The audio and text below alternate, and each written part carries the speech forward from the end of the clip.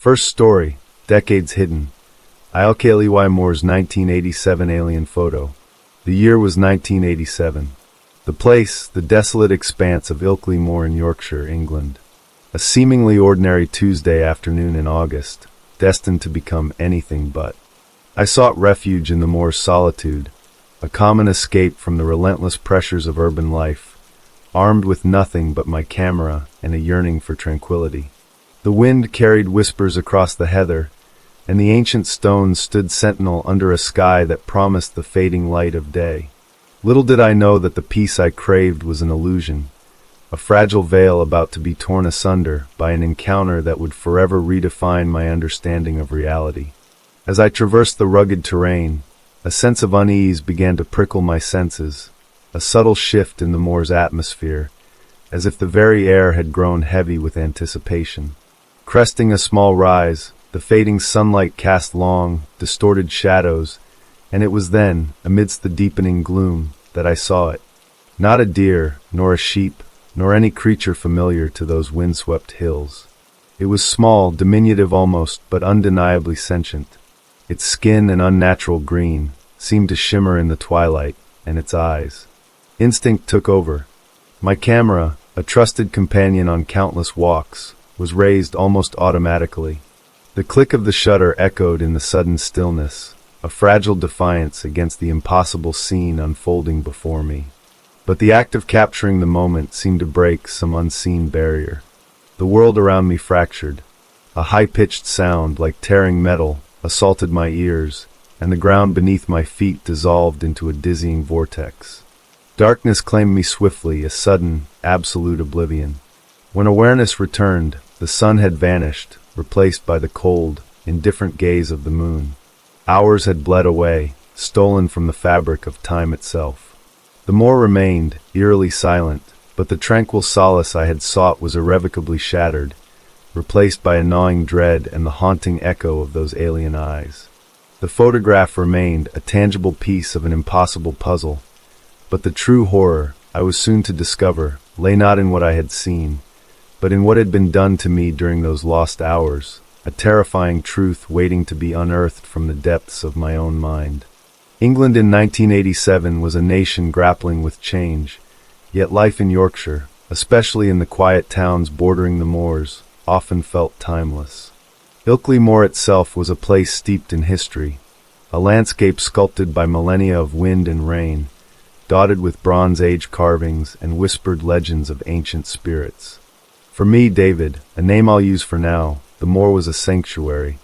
I wasn't a seasoned hiker, nor a thrill-seeker, simply a man weary of the city's relentless clamor. My days were spent in the predictable rhythm of office work, fluorescent lights and ringing phones, a stark contrast to the open sky I craved. But beneath the veneer of routine, anxieties gnawed. The moor was more than just escape. It was a connection to something older, something grounding. Its vastness dwarfed personal worries. Its silence offered respite from inner turmoil. I'd always been drawn to photography, a way to capture fleeting moments of beauty, to impose order on the chaotic world through a lens. My old camera, a Pentax K1000, was a comforting weight around my neck, a familiar tool in my hand, a reminder of simpler times, of a youthful aspiration to see and document the world. This Tuesday was intended to be just another of these restorative excursions, a brief communion with nature before the week fully claimed me again. My expectations were simple: fresh air, solitude, perhaps a decent photograph of the moorland scenery. I was a creature of habit, seeking comfort in routine, yet that day, a subtle undercurrent of something different, something unsettling, tugged at the edge of my awareness. The air felt charged, the silence a little too profound, the shadows deeper than they should have been under the afternoon sun. It was a feeling easy to dismiss, the product of an overactive imagination, yet it lingered, a quiet premonition of the extraordinary about to intrude upon the ordinary. Then, amidst the heather and ancient stones, it appeared. Not a mystical spirit of the moor, not a beast of local folklore, but something utterly alien. Its form defied earthly categories, its green skin an affront to the natural palate of the moorland. Those eyes, black and fathomless, held an intelligence that was both captivating and deeply disturbing. It was an intrusion, a stark disruption of the familiar world, an impossible anomaly that challenged the very foundations of my reality and shattered the fragile peace I had so desperately sought. The encounter was brief, yet its impact would be anything but fleeting, setting in motion a chain of events that would plunge me into a terrifying and unbelievable truth. The photograph, initially a beacon of proof, became a lightning rod for disbelief and ridicule, isolating me further. But the developing nightmares and the gnawing void of missing time whispered a truth far more disturbing than simple misidentification. Hypnosis unlocked fragments of cold, sterile rooms and probing figures, hinting at an examination far beyond mere observation, suggesting a violation that chilled me to the core and made the moorland encounter seem merely the prelude to a deeper, more sinister abduction. Driven by the fragmented, horrifying memories unearthed through hypnosis, my primary goal became clear: to understand the full truth of what had happened to me. Validation was no longer enough. I needed to know why. Why me? Why Ilkley Moore? What was the purpose of the examination, the violation I had glimpsed in my subconscious? My first obstacle was the wall of skepticism I faced at every turn. Friends, initially concerned, now subtly distanced themselves, their polite inquiries replaced by concerned glances and hushed conversations I wasn't meant to overhear. My family, while more supportive, urged me to seek psychological help for stress and delusions, their reassurances laced with doubt. Dr. Vance became my anchor in this storm of disbelief.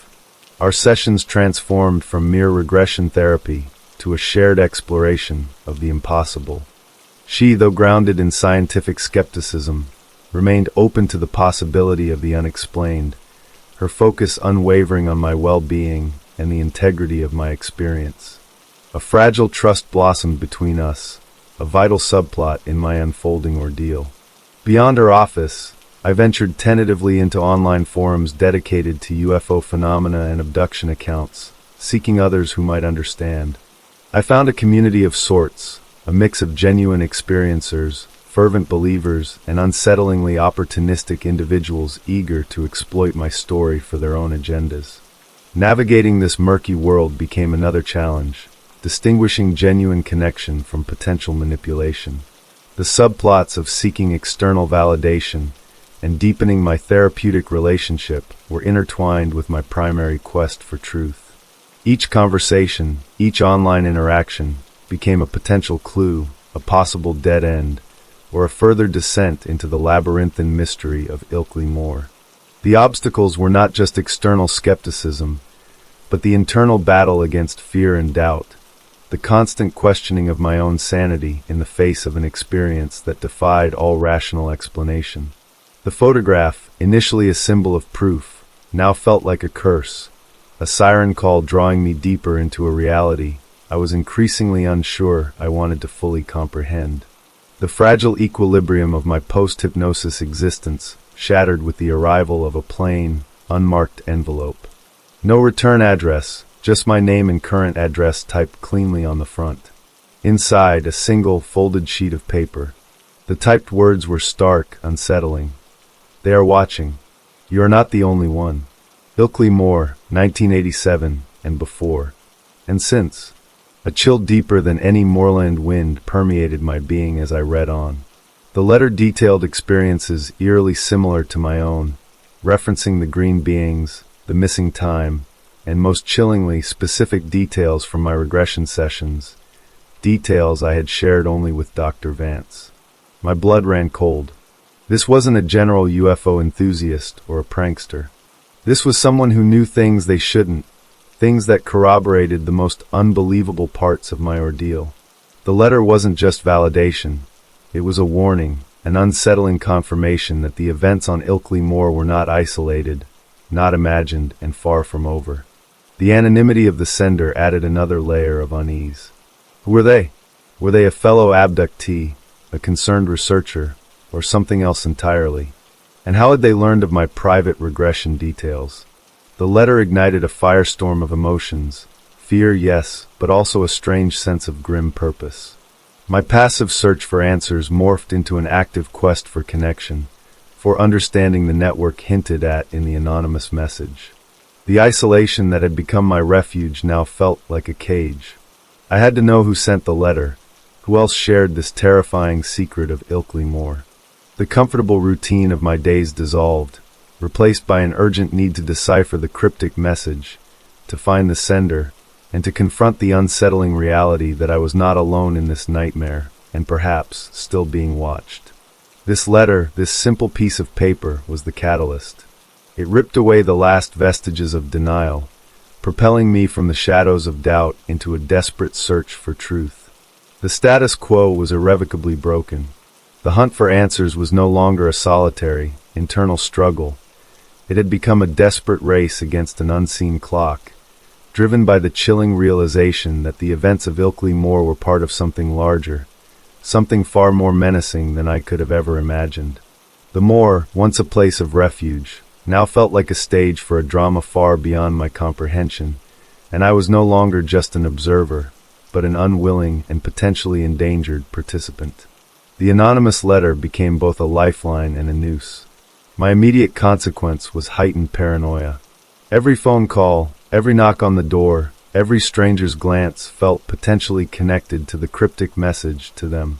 Sleep became even more elusive, punctuated by jumpy awakenings and the chilling certainty of being observed. My motivation shifted from simply understanding my own experience to uncovering a larger conspiracy, a network of abductees and watchers hinted at in the letter. The challenge now was to find the sender, to decipher the veiled warnings, without exposing myself further to whatever forces were at play.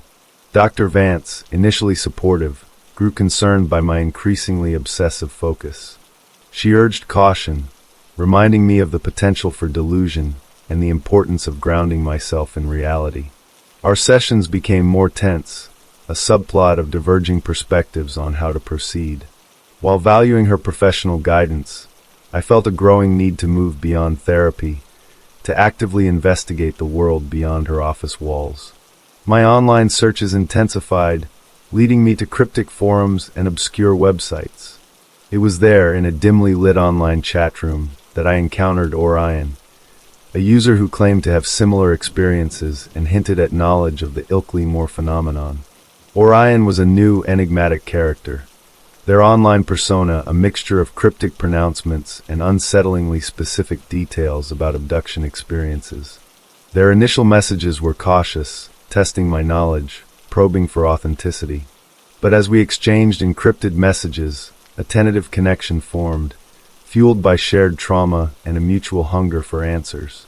Orion spoke of government cover-ups, clandestine organizations, and a history of alien contact far deeper and more pervasive than mainstream narratives allowed. Our online interactions became a new subplot, a risky alliance forged in the digital shadows, a potential path to truth, or perhaps a deeper descent into delusion and danger. The setting expanded beyond Ilkley Moore in my apartment, now encompassing the hidden corners of the internet, a new landscape of paranoia and possibility. Orion's information, while tantalizing, came with a growing sense of unease. Their hints about government involvement and cover-ups introduced a new, external threat, escalating the stakes beyond personal trauma to potential systemic danger. My dilemma deepened. Trusting Orion could lead to vital information, but also to unforeseen risks, possibly attracting unwanted attention.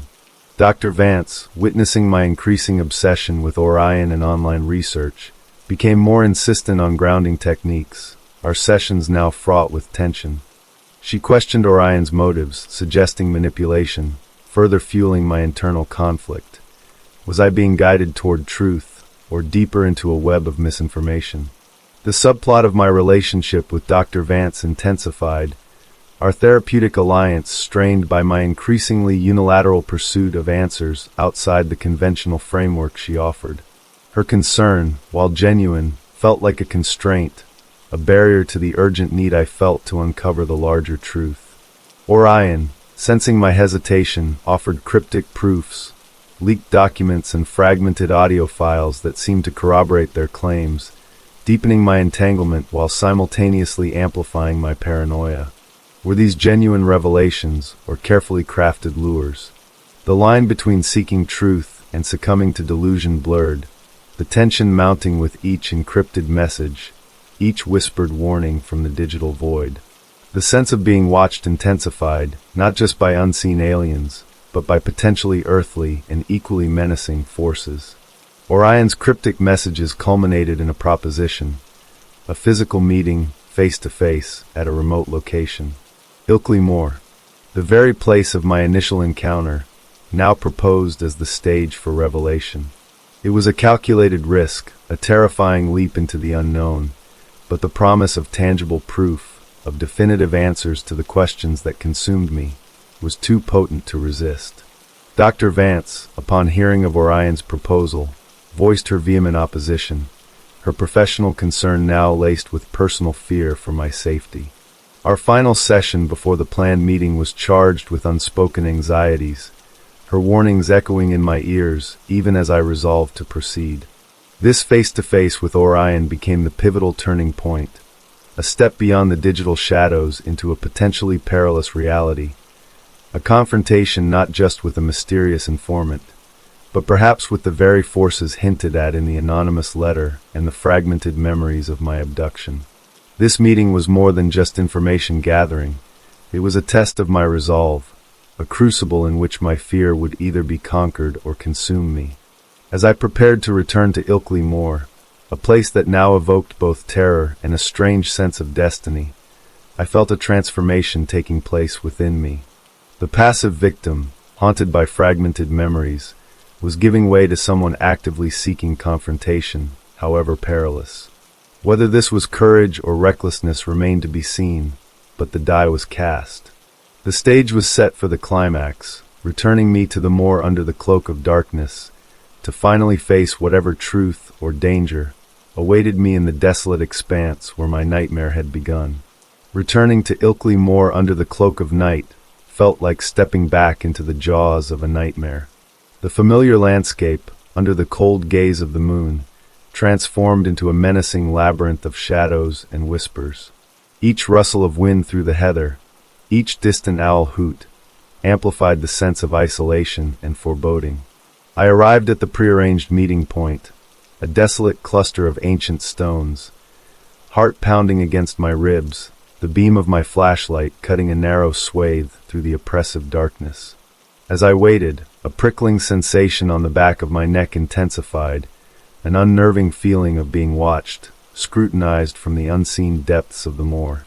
A fleeting shadow detached itself from the darkness at the periphery of my vision, too quick, too indistinct to identify. Just paranoia? Or something more? The air grew heavy, charged with an almost palpable tension. Then, a faint light appeared in the distance, bobbing and weaving through the uneven terrain, growing steadily closer. Orion. Their arrival was less a physical presence, more an emanation from the darkness itself. Cloaked and hooded, their face obscured, Orion moved with an unsettlingly fluid grace, their voice, when they finally spoke, a low, almost whispered monotone that seemed to carry on the wind itself. "You came," was all they said, their tone devoid of warmth, devoid of any discernible emotion. The initial unease I felt online intensified in their physical presence, replaced by a colder, more visceral distrust. Orion immediately addressed the anonymous letter, revealing they were the sender. Their explanation was cryptic, veiled in talk of shared experience and necessary anonymity to avoid unwanted attention. While it resolved the immediate mystery of the letter's origin, it offered little comfort, their evasiveness only deepening the surrounding shadows of doubt. They spoke of others, of a hidden network of abductees, monitored and manipulated by forces both alien and terrestrial, confirming my deepest fears, yet offering no clear path to safety or resolution. The information Orion began to impart was fragmented, unsettling, hinting at a vast, incomprehensible conspiracy. They spoke of agendas beyond human understanding, of generations of manipulation, and of Ilkley Moor as a focal point, a place of convergence. The pieces of the puzzle, though still incomplete, began to coalesce, forming a terrifying picture far grander and more sinister than I had ever imagined. Orion's final words before gesturing towards a distant, unseen point on the moor were heavy with foreshadowing. They are closer than you think. Tonight, you will understand everything. The stage was set, the minor mysteries resolved, but the true climax, the major confrontation, loomed, hidden in the darkness ahead, promising a revelation that could shatter the last vestiges of my sanity. Following Orion into the deeper darkness of the moor was an act of both desperation and fragile hope. Each step crunched on the uneven ground, echoing the frantic beat of my heart. Orion remained a shadowy figure ahead, their silence more unnerving than any spoken threat. The air grew colder, a dampness seeping into my clothes, mirroring the chill dread that settled in my bones. My final challenge was simple, terrifyingly so, unquestioning trust. Trust in a stranger encountered in the digital shadows, trust in a promise of truth whispered in the wind on a desolate moor, trust against every instinct screaming caution and retreat. The emotional stakes were at their peak. Sanity felt like a precarious balance, teetering on the edge of a precipice. The promise of understanding, everything, offered a tantalizing glimpse of resolution, a potential end to the torment that had consumed my life. But the fear of deeper deception, of manipulation, of walking blindly into a trap, was equally potent. Dr. Vance's warnings echoed in my mind, a counterpoint to Orion's cryptic assurances, creating a final, agonizing internal conflict. Was I on the verge of enlightenment or utter ruin? All narrative threads were tightening, converging on this desolate point. The photograph, the abduction, the hypnosis, the anonymous letter, Orion, each element, each fragment of the puzzle, was now forcing its way to a head. The moor itself, the original stage of my trauma, was set to become the stage for revelation, or perhaps ultimate devastation. Orion paused at the crest of a small rise, gesturing towards a darkened hollow ahead, their whispered words laced with a chilling finality. They are waiting. Prepare yourself. The truth is not what you expect. The final, insurmountable obstacle loomed, hidden in the darkness, promising a confrontation that would define not just the night, but the very course of my existence. As we descended into the hollow, the temperature plummeted, a bone-chilling cold that went beyond the moorland air. Orion stopped abruptly, gesturing towards the center of the depression. There, bathed in an eerie, internal luminescence that seemed to emanate from the very ground, stood a craft. Not metallic, not manufactured as we understand it, but organic, pulsating alive. The air hummed with an almost unbearable frequency, the same shrill whine I remembered from that day in 1987, now amplified, overwhelming. This was it. The truth, raw and undeniable, manifested before my eyes. The confrontation was not with Orion, but with the source, the undeniable reality of their presence. Orion stepped aside, melting into the shadows, their purpose served. Their final words echoed in my mind, not a threat, but a stark revelation. We are not watchers. We are shepherds. Humanity is our flock. The craft pulsed, a ramp of light extending towards me, an invitation, or perhaps a summons. Fear warred with a terrifying acceptance. This was not just about me, not just about Ilkley Moor. It was about humanity, about a reality far grander and far more controlled than I had ever conceived. My choice was stark: remain in ignorance or step into the light, into the horrifying truth of our place in the cosmos. The climax was not a battle, but a choice. A choice to confront the ultimate fear, to abandon the comforting illusions of everyday reality for a terrifying, undeniable truth. My resolution is not one of triumph, but of grim understanding. The photograph, the abduction, the years of torment, all led to this moment, to this desolate hollow, to this impossible choice. Do you dare to look beyond the veil? Do you dare to face the shepherds? The answer, and the truth, lie in the choice you make. Now ask yourself, what will you choose to believe? I did not step onto the ramp that night. The fear, the enormity of the revelation, held me rooted to the moor. Orion vanished as silently as they appeared, leaving me alone with the pulsing craft and the crushing weight of understanding. The world did not end. The sky did not fall. Life, in its mundane reality, went on. But I was irrevocably changed. The comfortable illusions of my former life shattered, replaced by a stark awareness of a hidden reality, a cosmic shepherd tending its flock. The photograph remains, no longer a burden, but a reminder, a stark testament to a truth the world may deny, but I can no longer ignore. Dr. Vance, though initially skeptical of my Orion encounter, witnessed the profound shift in my demeanor, the quiet acceptance that replaced the frantic fear. Our sessions evolved, no longer focused on regression, but on navigating a world irrevocably altered. Closure, in the traditional sense, is elusive. There are no easy answers, no comforting resolutions. But there is a strange peace in facing the unknown, in acknowledging the vastness of a universe teeming with realities beyond our comprehension. The moral of this history, this personal horror, is not to seek proof in photographs or whispers in the dark, but to confront your own beliefs. To question the nature of reality, to dare to believe in the impossible, and to consider, are we truly alone? Look to the skies, listen to the silence, and decide for yourself. The truth, like the moorland wind, is always there, waiting to be acknowledged. Second story, the case of Gildas Bourdet, 1973, France.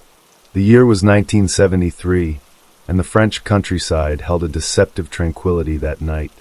We were driving along a road I knew well, no hurry to reach home, enjoying the quiet darkness after an evening visit. The Peugeot hummed a steady rhythm against the stillness, a familiar sound in a world that then felt comfortably predictable. Then, the road ahead dissolved into an impossible brightness. It wasn't headlights, nor the rising sun. This was a light that seemed to materialize from nowhere, swallowing the night whole. Before I could react, before a word could escape my lips, a shape formed within that blinding glare. Tall, impossibly tall, and radiating an unnatural luminescence, it blocked our path. One moment the world was normal, the next it was fractured, terrifying. Darkness descended abruptly, erasing everything in its wake. When awareness flickered back, a disorienting silence pressed in. Hours had bled away, stolen from the fabric of time. A strange tingling pulsed in my head, a subtle but insistent reminder that something profound, something violating, had occurred in the blank space of those lost hours. The calm road, the peaceful night, they were illusions shattered. Driven by a chilling unease, I sought answers in the recesses of my own mind. Under hypnosis, the void began to fill with images that chilled me to the bone. Sterile white rooms devoid of warmth. Gray, emotionless beings, their presence radiating an alien coldness. Devices cold and metallic, attached to my head. What transpired in those stolen hours? What did they do to me in the suffocating silence of that lost time? This is the unraveling of that truth, a personal descent into horror that began on a seemingly calm French road in 1973. France in 1973 was a nation finding its rhythm between tradition and change.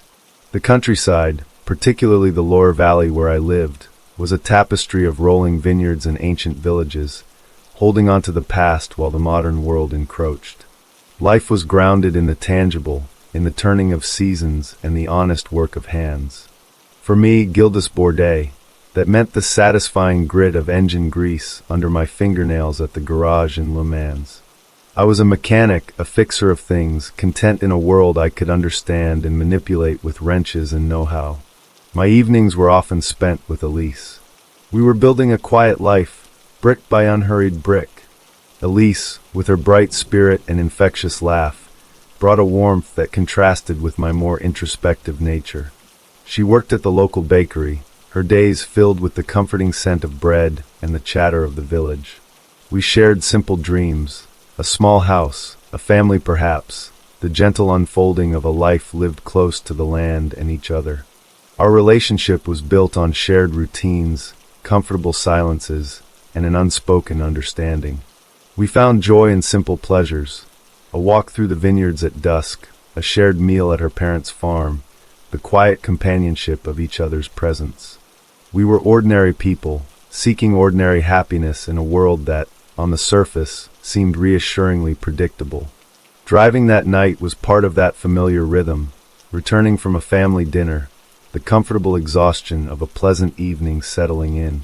We were heading back to my small apartment, a space filled with the comforting clutter of my life and the promise of another ordinary day to follow. Neither of us suspected that the quiet predictability of our world was about to be violently disrupted, that the solid ground beneath our feet was about to give way, revealing a terrifying and incomprehensible unknown lurking just beyond the veil of our everyday reality. Our initial motivations were simple: to return home, to rest, to continue building our peaceful, grounded existence. Little did we know that our lives were about to be irrevocably altered, plunged into a nightmare that would challenge everything we thought we knew about the world and about ourselves. The tingling wasn't just physical, it was a signal, a chilling echo of what they'd done. Days blurred into nights haunted by fragmented nightmares, whispers of cold rooms and probing eyes. Elise grew distant, shadows deepening in her eyes, and I saw fear mirroring my own. The missing hours weren't empty, they were a violated space, and the calm road of our lives had veered sharply into a terrifying, unknown territory. The tingling sensation became a constant companion, a phantom touch that lingered long after the initial shock. Sleep offered no escape, only a fractured landscape of half-remembered terrors, flashes of cold light, whispers in an unknown tongue. Elise and I moved through our days like ghosts, the vibrant colors of our lives muted, replaced by a pervasive gray unease. We needed answers desperately, but the path forward was shrouded in fear. Our first goal was simple: to reclaim the lost hours.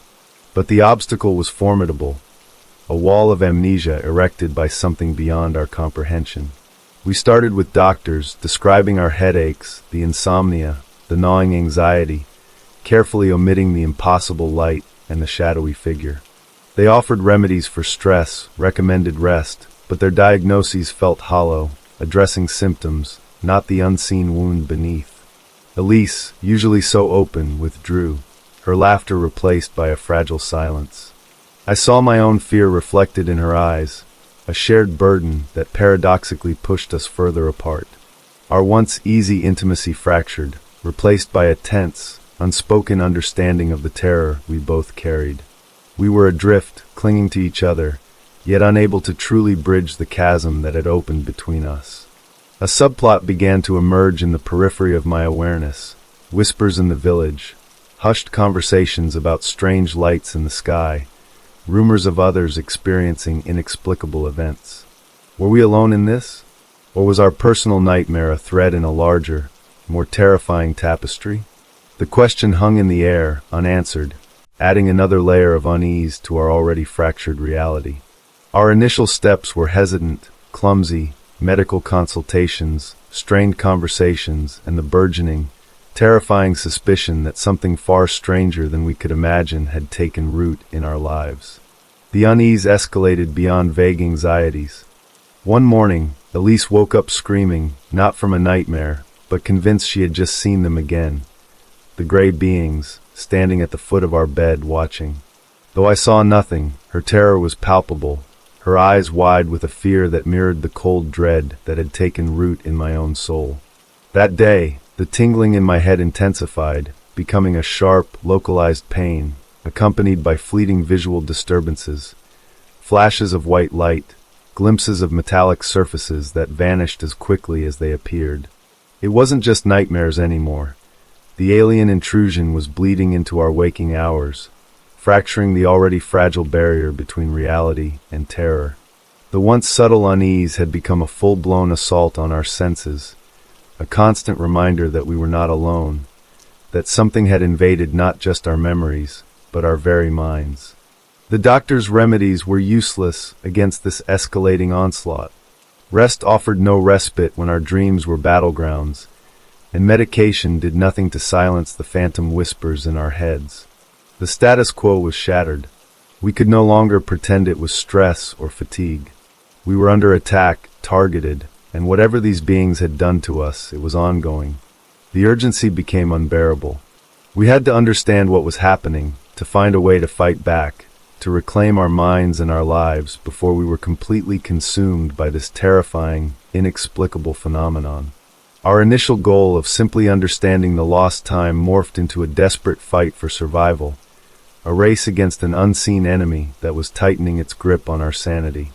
The inciting incident was not a single event, but a terrifying escalation, a clear message that the abduction was not just a memory, but an active, ongoing threat. Elise's daytime hallucination shattered the last vestiges of denial.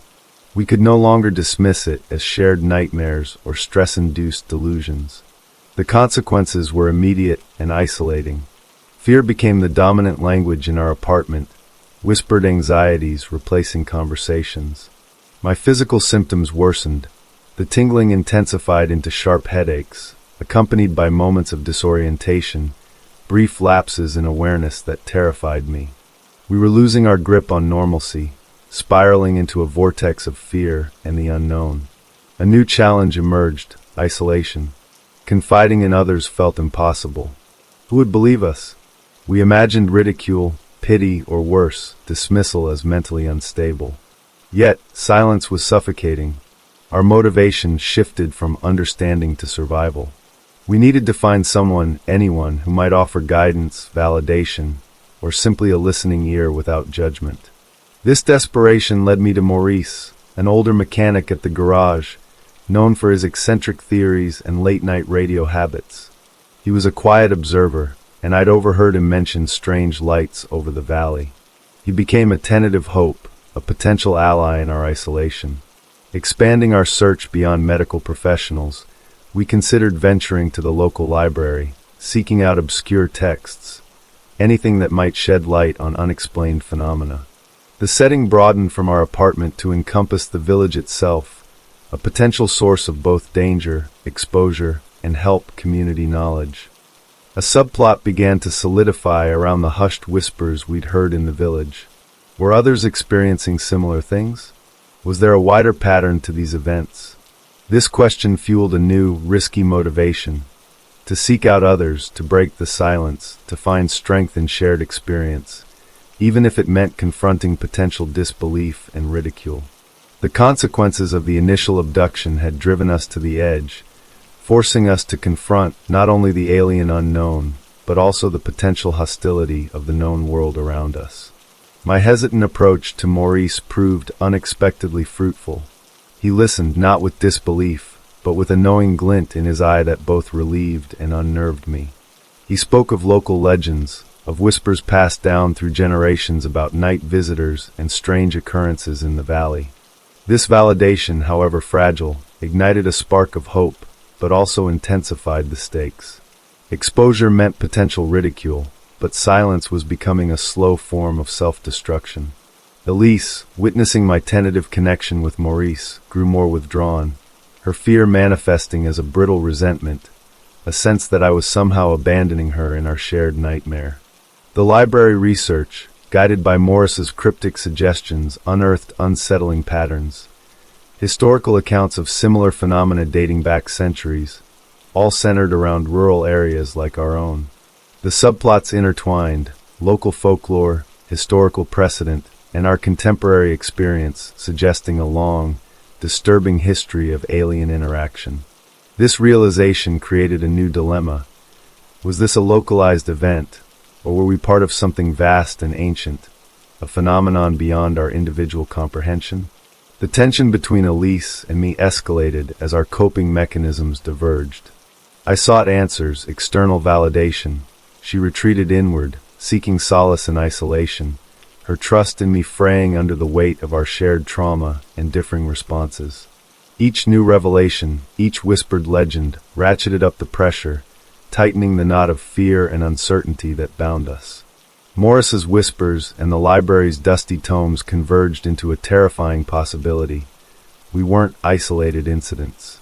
There were others here in the valley, perhaps even in our village. This realization became a pivotal shift. Fear began to transmute into a desperate, risky resolve. We had to find them.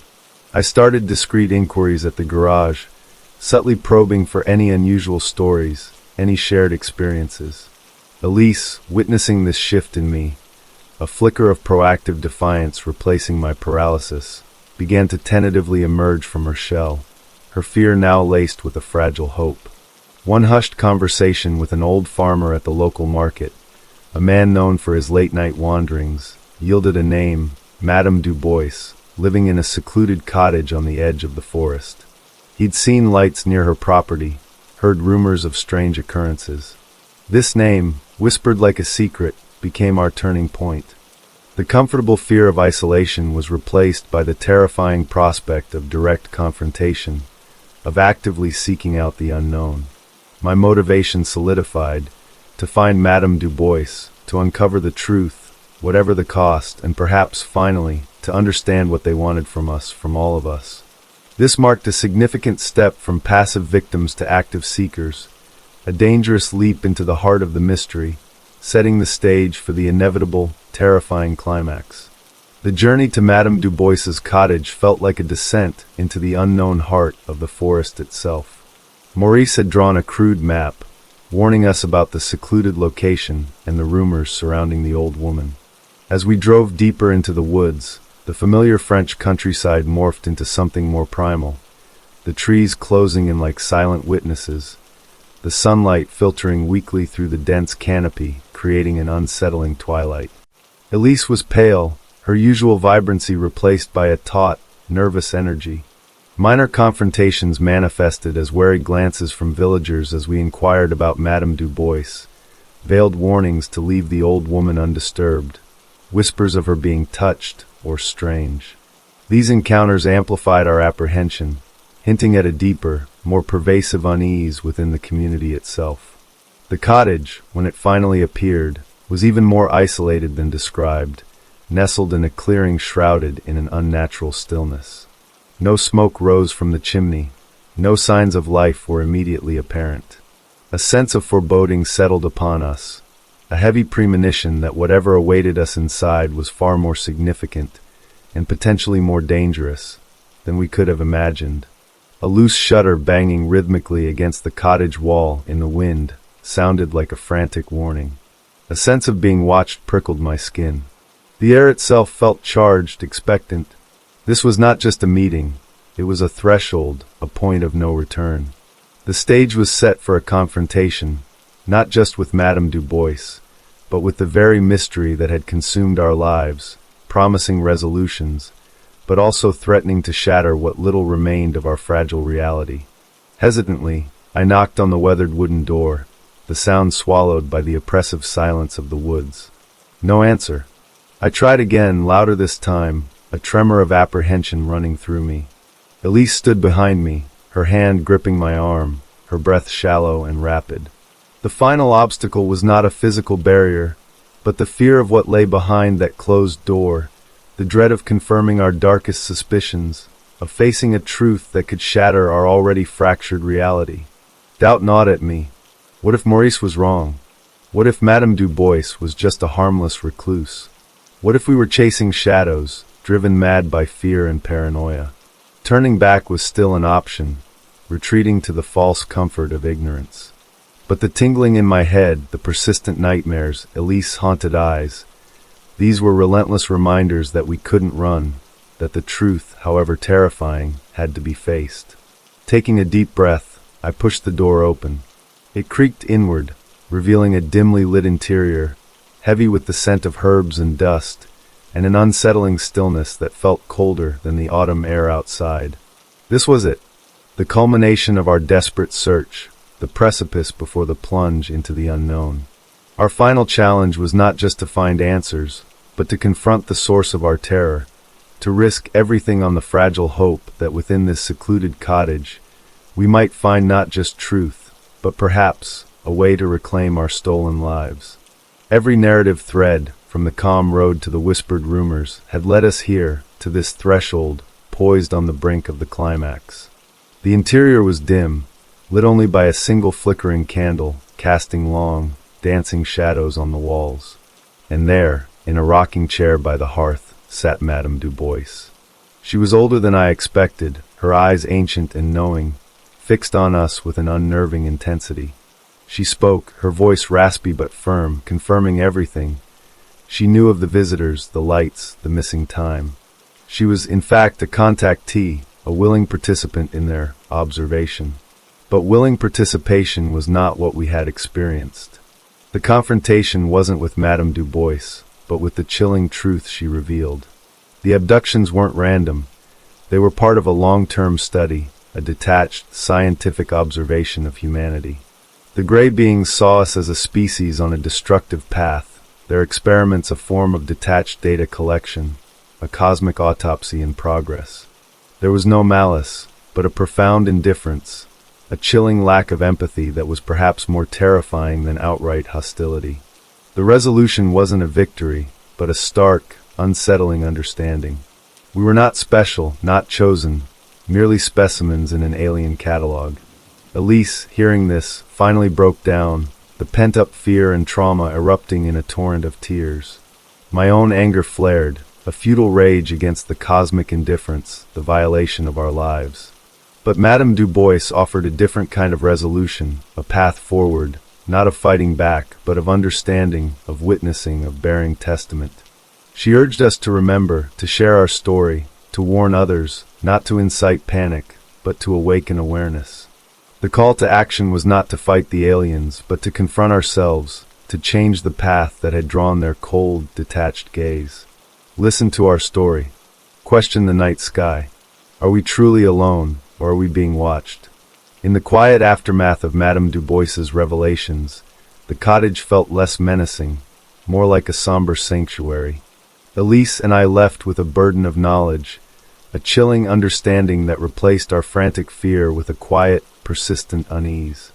The nightmares lessened, replaced by a different kind of sleeplessness, nights spent staring at the ceiling, contemplating the vast indifference of the cosmos. We were changed, irrevocably marked by the experience, but also strangely strengthened. The fear remained, a shadow at the edge of our perception, but it no longer paralyzed us. We had faced the abyss, and while it had left its mark, it had not consumed us entirely. The poignant lesson echoed in Madame Du Bois's words. Humanity's fate was in its own hands, our self-destructive path the very beacon that drew unwanted attention. Our character fates became intertwined with this message. Elise, initially fragile, discovered a quiet strength, becoming an advocate for environmental awareness in our village, channeling her trauma into action. I, Gildas, found purpose in sharing our story, not for sensationalism, but as a somber warning, a testament to our vulnerability and a call for introspection. We remained in the Loire Valley, under the same stars that had borne witness to our violation, but no longer as oblivious inhabitants. The subtle future hint resides in the unspoken question. Have they left? Or are we still observed, measured, waiting for humanity to choose a different path? The tingling in my head occasionally returns, a faint whisper in the silence, a reminder. Look up at the night sky. Listen to the whispers in the wind. The case of Gildas Bourdet is not just a story of abduction, but a mirror reflecting humanity's choices. What future will we write for ourselves under the cold, unblinking gaze of the stars? If you're enjoying this and want to support the channel in bringing more chilling stories like this, any contribution is greatly appreciated. The donation link is just below this video. It's safe, easy, and fast. No registration required. Even the smallest support means so much. Thank you for joining me on this journey. Third story, 1965 Valensole, Lavender Field Alien Contact. The endless purple of Valensole in 1965 should have been a comfort, the scent of lavender, a balm to the soul. For Jean, a farmer whose life was as deeply rooted in this land as the fragrant bushes themselves, it always had been. But that particular morning, the familiar fragrance carried an unsettling metallic undertone, a whisper of something profoundly wrong woven into the gentle Provençal breeze. The sun, usually a welcome companion warming his weathered skin as he worked, felt strangely cold, an almost accusatory spotlight illuminating the unnatural stillness that had fallen over the cicada-filled fields. It began subtly, an almost imperceptible shift in the day's rhythm.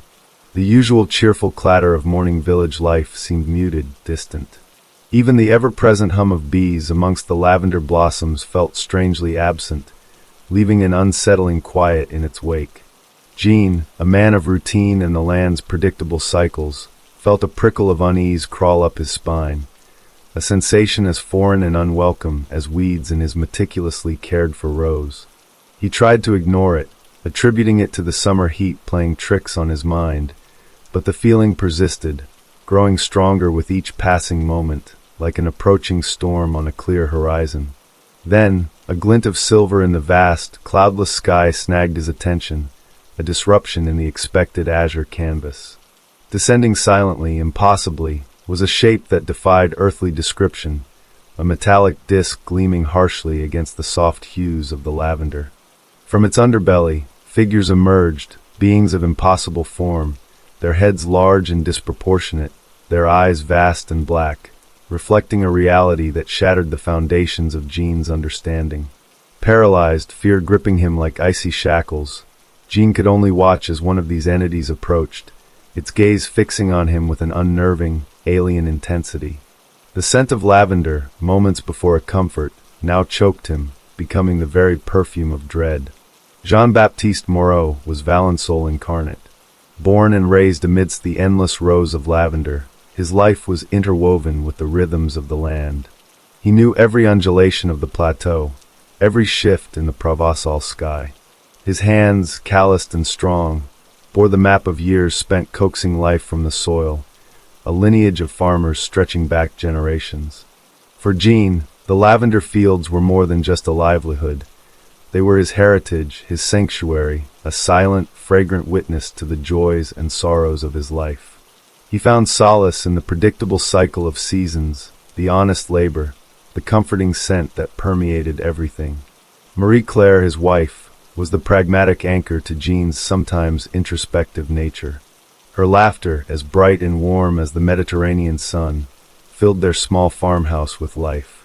She understood Jean's deep connection to the land, sharing in its bounty and enduring its hardships alongside him. Their bond, forged in shared labor and quiet evenings under star-dusted skies, was a testament to the simple, enduring values of their rural existence. They dreamt of children, of continuing the Moreau legacy in Valençol, their lives intertwined with the lavender's purple bloom. Valençol in 1965 was a place seemingly untouched by the anxieties of the modern world. Life moved at a slower pace, dictated by the rising and setting of the sun, the changing seasons, and the close-knit community that shared its joys and burdens. The scent of lavender hung heavy in the air during the summer months, a constant fragrant reminder of the land's generosity. But beneath this idyllic surface, whispers of the outside world began to creep in, stories of technological advancements, of space exploration, of things unseen and unexplained. These whispers, dismissed by most as fanciful tales, unknowingly foreshadowed the unimaginable intrusion that was about to shatter the tranquil peace of Jean's world, forever altering his perception of reality, and the scent of the lavender he held so dear. The black eyes, bottomless and alien, held secrets Jean couldn't even begin to grasp, their gaze a violation far deeper than any physical probe. Waking in the lavender, disoriented and chilled, the craft was gone, leaving scorched earth as the sole witness, and a haunting question echoing. Why single him out, of all people? Whispers began to stir in Valençol, morphing from talk of strange lights to hushed concerns about Jean himself, a disquieting suspicion that something fundamental had shifted within him, a change that went beyond the surface of the unbelievable event. Jean returned from the lavender field a changed man, but to Marie-Claire, he seemed merely unwell. His disjointed account of a metallic disc and beings with black eyes was met with gentle concern, not belief. The sun, she'd soothe, it plays tricks. Jean's first goal became painfully clear, to make her, the steadfast anchor of his life, understand the impossible truth. The scorched earth circle in the lavender field became his desperate plea for validation, a silent witness he hoped would speak louder than his faltering words. But the physical scar on the land only deepened the chasm of disbelief. Marie-Claire, grounded in the tangible world of Valençol, sought rational explanations, a strange weather phenomenon, perhaps a military experiment gone awry. The villagers, initially intrigued by the rumors, soon echoed Marie Claire's skepticism, their whispers morphing from curiosity to pitying concern for Jean's mental state. His once familiar community now regarded him with wary eyes, their casual greetings replaced by awkward silences and sideways glances. Jean found himself increasingly isolated, trapped between the undeniable reality of his experience and the crushing weight of disbelief. His goal shifted from mere validation to a desperate need to understand what had happened, to reclaim some semblance of control over a reality that had fractured beyond recognition. He began to scour newspapers, seeking any mention of similar events, any crack in the wall of accepted reality. This nascent quest for answers became a solitary obsession, further distancing him from Marie Claire and the comforting routines of their shared life. The lavender fields now bearing silent witness to a growing rift as deep and unsettling as the scar in their heart. Days bled into weeks, the lavender harvest a blur of routine motions performed by a man adrift.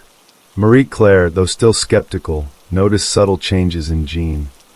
Sleepless nights plagued by nightmares he couldn't articulate, an unsettling detachment in his eyes, and a growing pallor beneath his sun-weathered skin. One evening, while tending to a minor cut from his sickle, Jean noticed something unusual. Beneath the healing skin of his forearm, a faint, dark line pulsed subtly, visible only in certain light. Initially dismissed as a vein or a trick of the light, the line persisted, growing slightly more prominent each day. Touching it sent a cold shiver through him, a sensation eerily reminiscent of the alien examination. He tried to ignore it, fearfully burying it beneath long sleeves, but the subtle throbbing, the unsettling visual anomaly, became an insistent, undeniable whisper of the abduction's reality. It was more than just a memory. It was a physical manifestation, a foreign element within him. Driven by a chilling realization that the aliens had left more than just a scar on the land, Jean understood he couldn't simply dismiss it as a bad dream. This pulsating line, this alien mark, was a tangible piece of the puzzle, a terrifying breadcrumb trail leading him away from the comforting denial of Valençol and towards an unavoidable confrontation with the incomprehensible. His quiet desperation to be believed morphed into a desperate need to understand, to uncover the purpose of this mark, and to reclaim his own body from the lingering shadow of the unknown. The unsettling peace of Valençol was shattered, replaced by a creeping dread and an urgent, terrifying quest for answers. The pulsating line became Jean's secret obsession, a chilling reminder of the violation. He couldn't confide in Marie Claire, fearing further alienation. His search for answers led him to Dr. Dubois, a physician in a nearby town known for his unconventional approaches. Dr. Dubois, a man with keen, inquisitive eyes and a reputation for listening to the unheard, was intrigued by Jean's story and the strange mark. He admitted skepticism about alien abduction, but the anomaly on Jean's arm was undeniably perplexing. Dubois's examination revealed the line was not a vein, nor any known skin condition. Its subtle pulsation, its almost unnatural darkness, baffled him. He ordered tests, blood samples, scans, procedures alien to Jean's simple rural life, thrusting him further from the familiar comfort of Valençol and into a world of clinical uncertainty. The tests yielded nothing conclusive, deepening the mystery and Dr. Dubois's unease. "There's something foreign about this, Jean," he admitted, his voice hushed, planting a seed of fear that bloomed rapidly in Jean's anxious mind. The consequence of seeking help was not validation, but a new, chilling layer of fear. The medical tests, the doctor's veiled concern, only amplified the alien nature of the mark in Jean's growing isolation. Marie Claire, witnessing Jean's escalating distress and his secret trips to Dr. Dubois, grew increasingly worried, her skepticism warring with a growing fear for her husband's well-being. The subtext of marital strain began to weave itself into the narrative, a delicate counterpoint to the overarching horror of the unknown. Jean's motivation solidified. He needed to understand the mark, not just for himself, but to salvage his sanity and perhaps his marriage, before the unspoken terror consumed them both. The lavender fields of Valençol, once a symbol of peace, now felt like a silent prison, holding them captive in a nightmare they couldn't comprehend, let alone escape. Dr. Dubois's ambiguous diagnosis fueled Jean's paranoia. The pulsating line seemed to throb in time with his mounting anxiety, a constant reminder of the alien presence within. Sleep became a battlefield of fragmented nightmares, the black eyes haunting the edges of his vision even in daylight. Marie-Claire, witnessing his descent into fear, felt torn. Her practical nature demanded a rational explanation, yet Jean's palpable terror and the undeniable strangeness of the mark chipped away at her skepticism. She found herself caught between her love for Jean and her ingrained disbelief, the strain tightening their once comfortable silences into loaded pauses. Adding to their unease, subtle changes began occurring around their farm. Animals acted skittish, reacting to unseen stimuli. Electrical devices flickered erratically, and a low, almost inaudible hum permeated the farmhouse at night, echoing the strange vibration Jean remembered from the craft. These unsettling occurrences, initially dismissed as coincidence, grew into a disturbing pattern, mirroring Jean's internal turmoil and hinting at a wider, unseen influence emanating from the lavender fields and the unresolved mystery of the scar in the soil. Jean and Marie-Claire were trapped in a tightening spiral of fear and doubt, the familiar comfort of Valençol eroding under the weight of the inexplicable, their individual struggles now inextricably intertwined with the unsettling events that surrounded them, blurring the lines between personal crisis and something far more sinister. The humming intensified, no longer a subtle background noise, but a palpable vibration that rattled windows and resonated in Jean's bones. The pulsating line on his arm darkened, branching outwards like veins of shadow beneath his skin, accompanied by waves of dizziness and nausea. One night, Marie-Claire awoke to find Jean convulsing, muttering incoherently in his sleep, the dark lines on his arm glowing with an eerie internal light. Terrified, skepticism finally shattered. She saw not delusion, but a horrifying reality she could no longer deny. This crisis became the turning point. Marie-Claire, abandoning her rationalizations, embraced the impossible. Fear for Jean outweighed her disbelief. She contacted Dr. Dubois, her voice tight with urgency, relaying the night's terrifying events. Dr. Dubois, sensing the shift in Marie-Claire's tone and the escalating strangeness of the situation, agreed to return to Valençol, bringing with him not just medical instruments, but a dawning sense of apprehension. Jean's physical deterioration and Marie-Claire's desperate acceptance of the unbelievable truth set the stage for a final, terrifying confrontation with the mystery that had invaded their lives. The lavender fields now poised to become the arena for a climax neither of them could have anticipated. Dr. Dubois arrived at the farmhouse, his usual professional demeanor replaced by a visible anxiety. Examining Jean, now weakened and feverish, the doctor confirmed Marie-Claire's fears. The dark lines were spreading rapidly, pulsing with an unnatural energy. The humming outside was intensifying, vibrating through the very foundations of the house, mirroring the chaotic energy coursing through Jean's body. "We're running out of time," Dr. Dubois stated grimly, his gaze fixed on the ominous mark. Marie-Claire, now a woman driven by desperate resolve, ignored the lingering skepticism of the village. When the local gendarme, alerted by concerned neighbors, arrived to check on Monsieur Moreau's well-being, Marie-Claire met him with a fierce defiance, her fear for Jean eclipsing any concern for societal judgment. "There are things you wouldn't understand, officer," she declared, barring his entry. "This is beyond your jurisdiction." The gendarme, unsettled by her unwavering conviction and the palpable unease emanating from the farmhouse, retreated, promising to report the situation. Inside, Dr. Dubois, realizing conventional medicine was useless, turned to Jean, now barely conscious. "Jean," he urged, "what did they do? Do you remember anything they showed you?" Jean, in a fleeting moment of lucidity, whispered, his voice raspy, "The lavender. They wanted the lavender." A chilling realization dawned on Dr. Dubois and Marie-Claire. The lavender fields, the very heart of Valençol, might not be just a backdrop, but a key, a target. Looking out at the purple expanse bathed in the eerie twilight, a shared understanding passed between Marie Claire and Dr. Du Bois. This was no longer just about Jean. It was about Valençol, about something far larger and more terrifying. The humming reached a crescendo, the dark lines on Jean's arm glowed brighter, and the scent of lavender, now thick and cloying, filled the air, no longer a bomb, but an ominous prelude to the unknown climax about to unfold in the heart of the fields. Their uneasy alliance solidified. They prepared to face whatever was coming, their resolve fueled by love, fear, and a desperate hope for survival in the face of the unimaginable. The humming intensified, now a deafening drone that pressed against their eardrums, the farmhouse vibrating violently. Jean's breath grew shallow, the dark lines on his arm blazing with an almost unbearable luminescence, spreading rapidly towards his heart. Marie Claire, clutching his hand, felt a chilling coldness emanating from his skin, a stark contrast to the fever that raged within. Dr. Du Bois, his face grim, worked frantically, knowing his earthly skills were useless against this otherworldly affliction.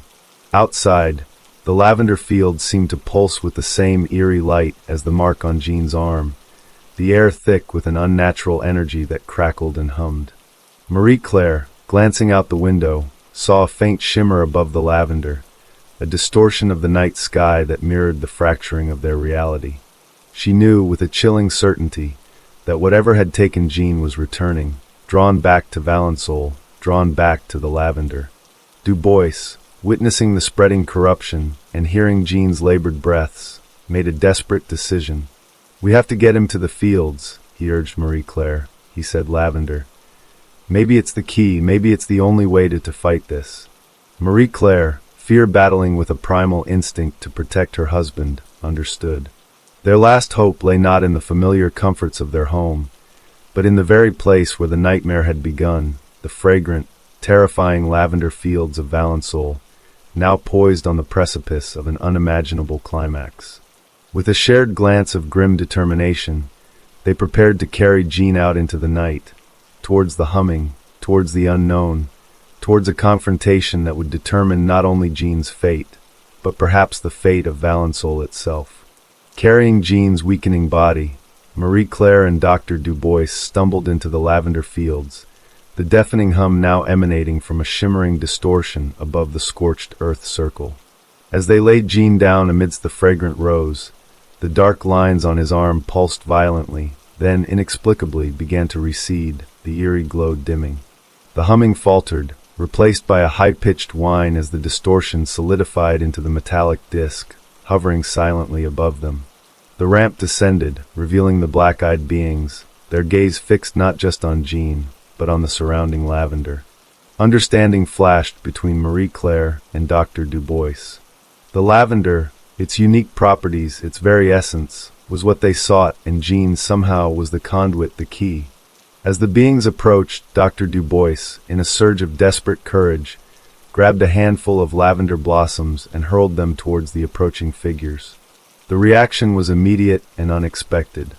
The beings recoiled, hissing, the humming intensifying into a painful shriek.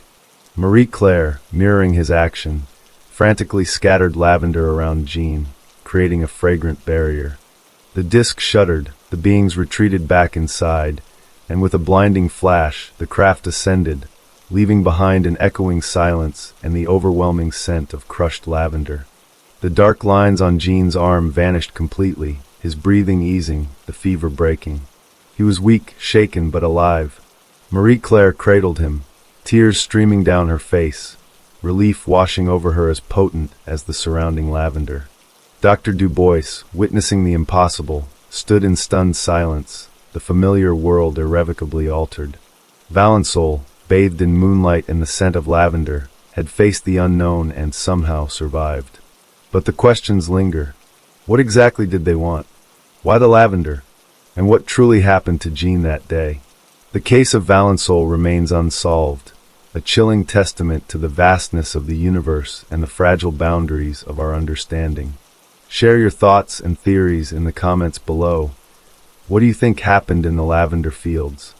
Life in Valençol slowly returned to a semblance of normalcy, yet nothing was truly the same. Jean recovered physically, but the memory of the black eyes, the cold dread, remained an indelible scar on his psyche. The lavender fields, though still a source of livelihood, now carried a double-edged fragrance, a reminder of both peace and terror.